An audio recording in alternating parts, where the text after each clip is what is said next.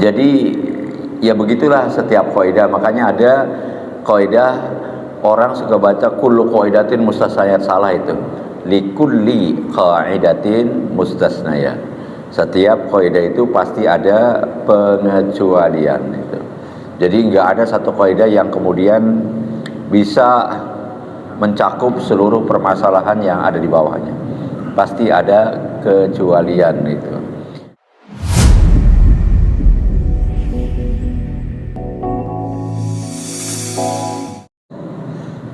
Rukun Islam ada 5, qaidahnya bikin 5 juga gitu. Tapi yang terakhir dibahas di sini duluan itu al-umur bimaqasidiha. Al-qaidatul ula al-umur bimaqasidiha. Saya kenapa suka pada kitab qaid atau asbah itu, karena saya dari dulu belajar tuh qaid. Qaidul iqlal, qaidul i'rab, qaid nahwu gitu, qaid balaghah. Jadi qaid itu soalnya jadi istilahnya itu deduksi. Kalau dari juz'iyat dulu itu ke atas namanya induksi. Kata Gus Dur itu kalau orang umum biasanya itu pakainya induksi. Tapi kalau orang khos, ya para asatidz itu termasuk khos, deduksi. Jadi paparan umum dulu. Tentu nanti akan ada kaidah likulli qaidatin mustasnayat. Setiap kaidah itu ada pengecualian. Kenapa baik secara deduksi, apalagi ya karena dia garis umum dulu. Secara induksi pun sama. Contohnya, kita pengen mengetahui, meneliti. Selamat datang Pak Kiai sini. Depan Pak Kiai.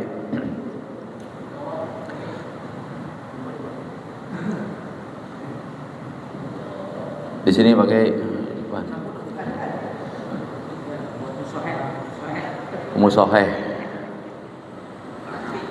Jadi induksi itu berdasarkan tasawwuhil juz'iyat, survei atau bikin semacam apa ya, kuesioner. Kita pengen meneliti binatang itu kalau mengunyah geraham mana yang bergoyang. Maka lihat kambing, kalau ngunyah itu geraham bawah yang bergoyang. Kemudian anjing juga sama, kucing sama, harimau, kerbau, sapi, kuda, gajah. Maka kemudian diambil kesimpulan secara menyeluruh, binatang itu kalau mengunyah makanan yang bergoyang, yang geraham bawah. Tapi karena enggak setiap juz'iyat itu bisa diteliti, ada juga yang kemudian enggak pas dengan definisi atau kaidah bahwa hewan itu kalau mengunyah geraham bawah yang bergoyang. Sebab terbatas, biasanya sampel dibuat itu tergantung ya, bisa tergantung jumlah populasinya berapa gitu. Ada yang cukup 100 saja, ada yang perlu banyak, apalagi kalau umpamanya seperti survei untuk mengetahui siapa pemenang pemilu presiden dan wakil presiden. Biasanya minimal 2000 lebih itu, dan disebar ke seluruh acak, ke seluruh daerah. Banyak mana pendukung di setiap daerah itu, maka dijadikan sebagai sampel untuk acuan. Tapi ya nggak mesti itu. Jadi ada margin errornya istilahnya itu ada. Ini juga sama. Kenal Kang Awal, kenal Pak Aya? Pak Aya kenal nggak? Enggak ya. Itu istrinya itu kalau nggak ayam itu geraham atas yang bergerak. Bu Aya itu istrinya Pak Aya kan, Bu Aya. Nggak lucu ya, udah nggak apa-apa.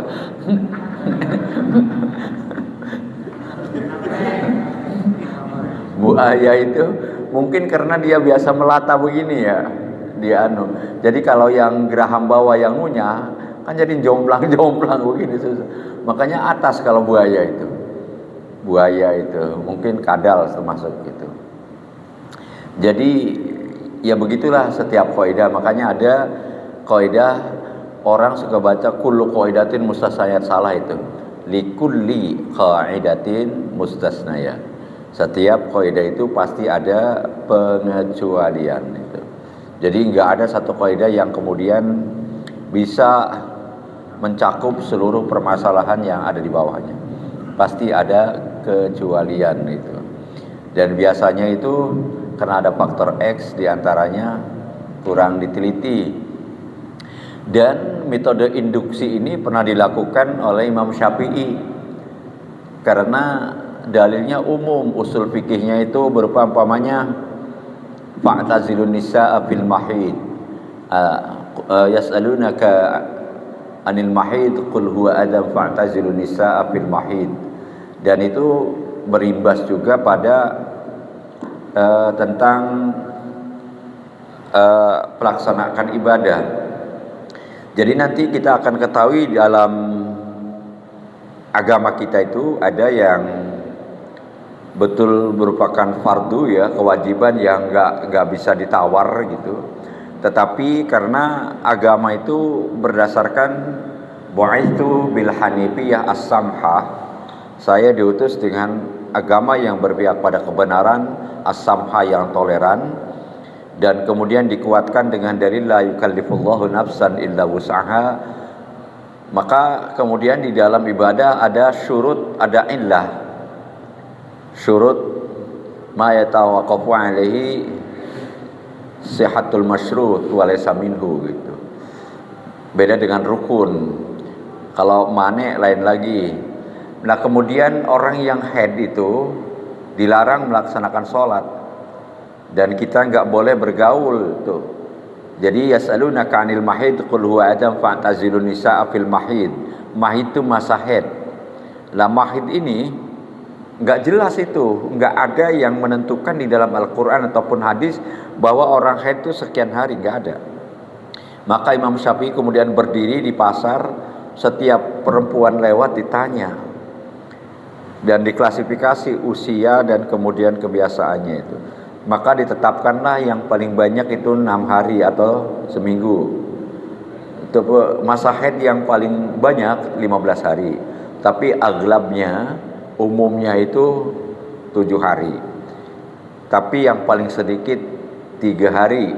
Bahkan lahdotan. Lahdotan itu sebetulnya hanya sebentar. Tapi kalau orang Jawa ngartiin sekecerotan. Sekecerotan. Lahdzah itu lahdzah minaz zaman itu artinya ya hanya seberapa waktu gitu, enggak nyampe hari-hari gitu. Lahdzatan itu artinya sebentar gitu.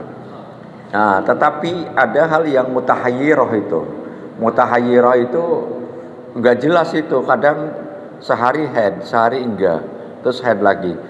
Mutahayyirah itu masih belum netap. Lah yang ini makanya macam-macam. Dan itu berkaitan dengan hukum, kapan wajib sholat, kapan enggak gitu.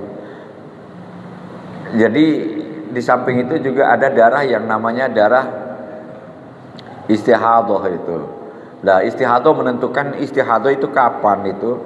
Bagi orang yang seminggu biasa sudah berbulan-bulan itu seminggu, maka lebih dari seminggu itu perlu diteliti itu darahnya darah apa itu. Apalagi kalau lebih dari 15 hari udah dipastikan itu darah istihadah. Artinya haidnya udah 15 hari kok masih ada keluar darah itu. Di samping ciri-ciri darahnya kita kan nggak bisa meneliti juga ya. Ciri-ciri darahnya itu beda gitu. Lah itu untuk yang mutahayyirah ini kadang hari ini haid, besok enggak udah. Terus berkaitannya dengan kewajiban ibadah itu bagaimana gitu. Makanya ada konsekuensi hukumnya itu. Nah, kaidah itu menentukan secara general aja gitu. Pasti ada hal-hal yang sifatnya itu. Tetapi meskipun demikian, kaidah tentang mutahayyirah itu juga berlaku itu, baik di Arab ataupun di Indonesia. Yang mutahayyirah itu artinya yang masih membingungkan, belum bisa ditentukan waktunya.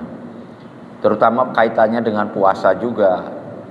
Apakah waktu berhenti itu memang sudah selesai segitu atau masih ada gitu?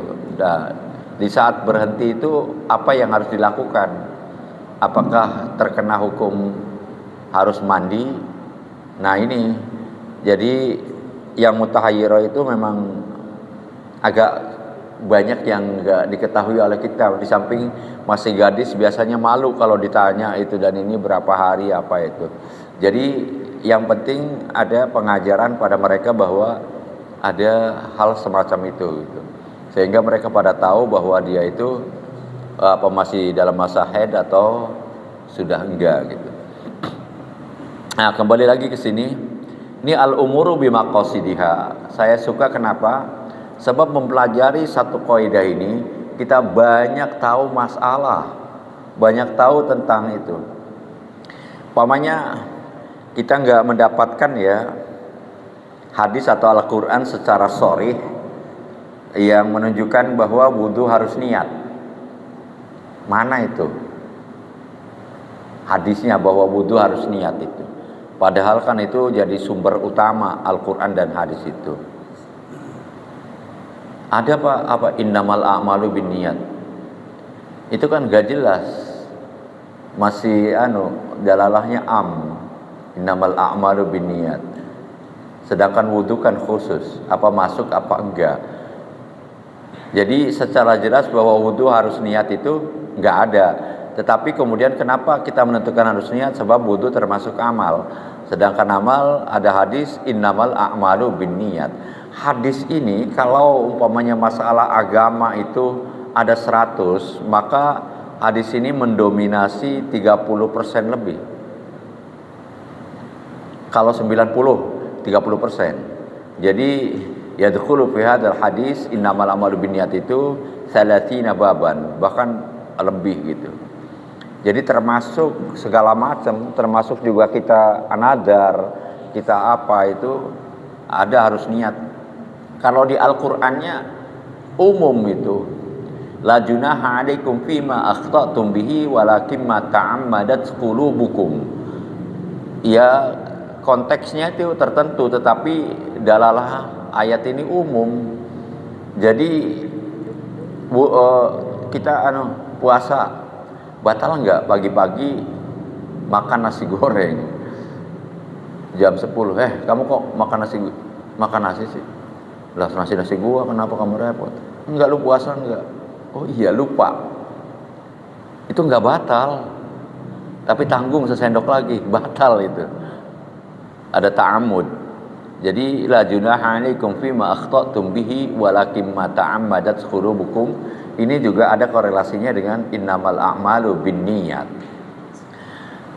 Sekarang kita kalau ibadah itu bukan hanya niat doang, umpamanya niat wudu niat, tapi walikulli imri'in wa inna likulli imri'in ma nawa. Itu untuk takyin. Umpamanya kita sholat sama-sama 4 rakaat zuhur dan asar. Sholat kita itu zuhur apa asar ini tergantung niat kita. Sebab sholat asar juga bisa dilakukan pada waktu zuhur. Kalau umpamanya jama takdim, ya kan ya. Atau zuhur juga bisa dilakukan waktu asar kalau jama takhir. Terus sholat 4 rakaat tadi itu niatnya apa? Kalau asar ya berarti tinggal zuhurnya yang belum. Kalau zuhur ya asarnya yang belum gitu. Itu ada di walikul imri'in manawa. Dan itu lebih jauh lagi tentang keikhlasan juga. Jadi umpamanya pergi haji itu niatnya apa? Untuk ridho Allah, apakah pengen dipanggil Pak Haji gitu atau Bu Haji? Tergantung itu. Jadi wa innamal likulli imri'in ma nawa. Orang sedekah niatnya untuk apa itu? Ada sedekah itu yang boleh diumumkan, tetapi dalam tafsiran itu kalau sedekah wajib. In tubdus shadaqati fa ni'mahi wa in tukhfuha wa tutuhal fuqara wa tu'tuhal fuqara fa huwa khairul lakum itu. Jadi kalau diumumkan kalau zakat itu boleh itu, bagus. Si zakat sekian, tujuannya untuk menggairahkan yang lain supaya mau berlomba-lomba berzakat juga. Meskipun demikian wa in tukhfuha wa tu'tuhal fuqara fa huwa khairul lakum. Kalau dikasihkan secara diam-diam itu lebih baik.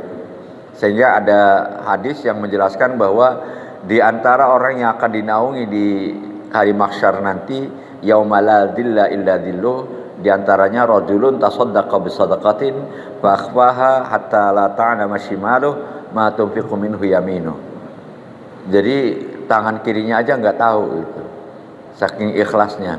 Lah itu wa innama likulli imri'in manawa, kemudian dijelaskan faman kanat hijratuhu ilallahi wa rasulih fa hijratuhu ilallahi wa rasulih wa man kanat hijratuhu lidunya yusibuha aw imra'atin yankihuha fa hijratuhu ila ma hajara ilaih. Ini kelihatannya ilallahi wa rasulih, apa itu? Atau aw imra'atin yang ke lidunya yusibuha, imra'atin yankihuha, itu apa itu? Padahal itu secara umum itu. Ilallahi wa rasulih itu artinya ila ridallah wa ridha rasul, ilal ujrah, pahala itu. Tapi ada juga sebetulnya ya, kalau ikhlas bener itu, jadi kalau sudah para wali itu, saya beribadah bukan karena takut neraka tuh Allah atau pengen surganya, enggak. Artinya betul-betul murni pengen ridho Allah. Orang enggak akan dapat surga. Namun demikian kalau yang berkaitan dengan, jadi otomatis masih dalam kategori apa yang diridhokan oleh Allah Subhanahu. Maka kita boleh, kita sholat pengen, harapannya pengen masuk surga, itu boleh. Buktinya wasari'u ila maghfirati mir rabbikum wa jannatin arduhas samawat wal ard. Jadi musaraahnya itu untuk mencapai ridho Allah atau untuk mencari surga. Sebab untuk mencari surga berarti secara implisit juga dia harus dapat ridho Allah gitu.